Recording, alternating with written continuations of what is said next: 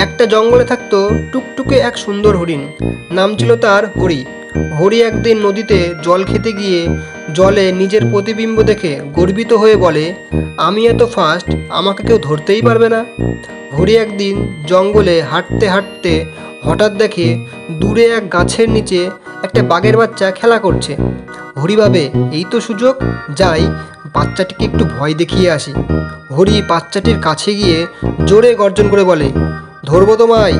এই শুনে বাচ্চাটি তো ভয়ে দৌড়ে পালায়।